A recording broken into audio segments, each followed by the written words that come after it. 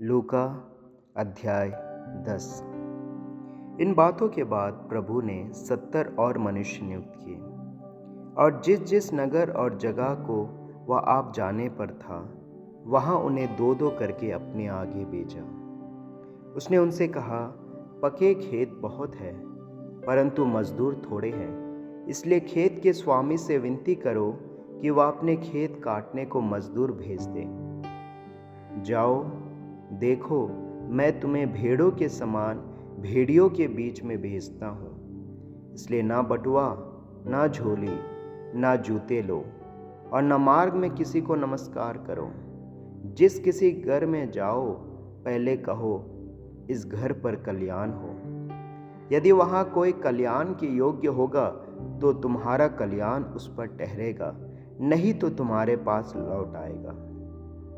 उसी घर में रहो और जो कुछ उनसे मिले वही खाओ पियो, क्योंकि मजदूर को अपनी मजदूरी मिलनी चाहिए। घर घर ना फिरना।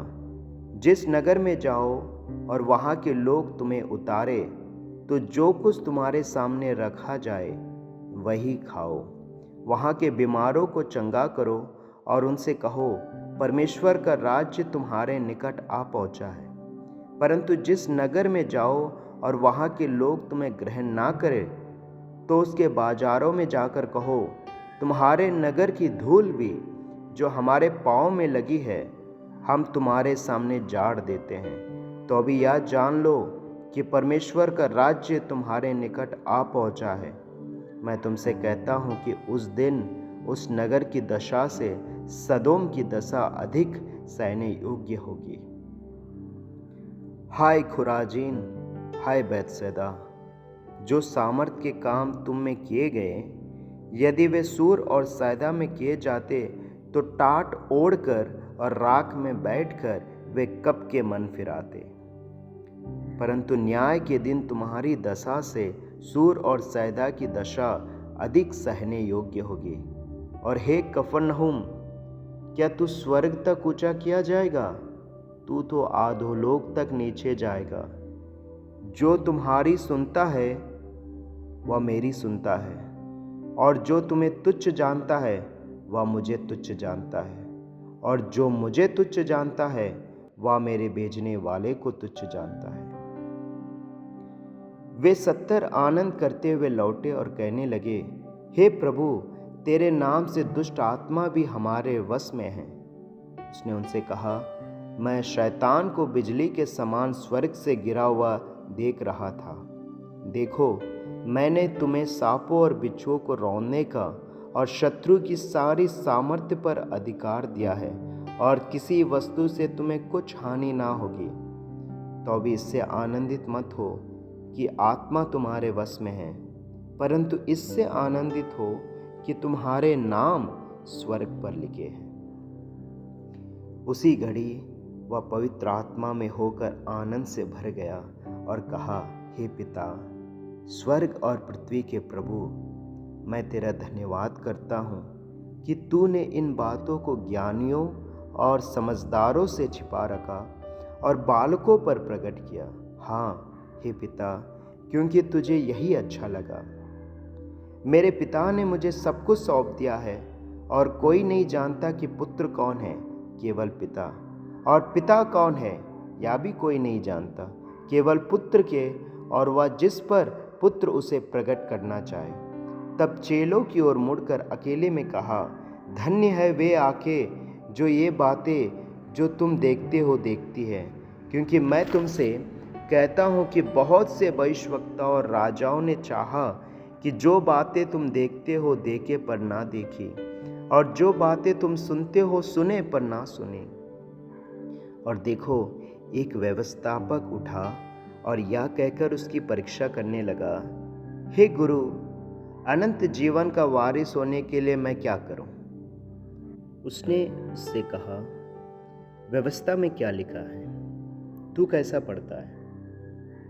उसने उत्तर दिया, तू प्रभु अपने परमेश्वर से अपने सारे मन और अपने सारे प्राण और अपनी सारी शक्ति और अपनी सारी बुद्धि के साथ प्रेम रख, और अपने पड़ोसी से अपने समान प्रेम रख। उसने उससे कहा, तूने ठीक उत्तर दिया, यही कर तो तू जीवित रहेगा। परंतु उसने अपने आप को धर्मी ठहराने की इच्छा से यीशु से पूछा, तो मेरा पड़ोसी कौन है? यीशु ने उत्तर दिया, एक मनुष्य यरूशलेम से यरीहो को जा रहा था कि डाकुओं ने घेर कर उसके कपड़े उतार लिए और मार पीट कर उसे अधमरा छोड़कर चले गए। और ऐसा हुआ कि उसी मार्ग से एक याजक जा रहा था, परंतु उसे देख के कतरा कर चला गया। इसी रीति से एक लेवी उस जगह पर आया, वह भी उसे देख के कतरा कर चला गया। परंतु एक सामरी यात्री वहां आ निकला और उसे देखकर तरस खाया।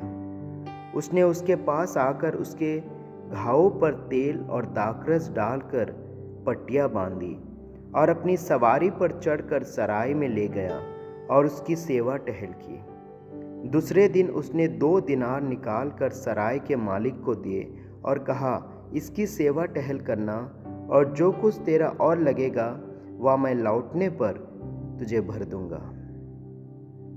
अब तेरी समझ में जो डाकुओं में घिरा, इन तीनों में से उसका पड़ोसी कौन ठहरा?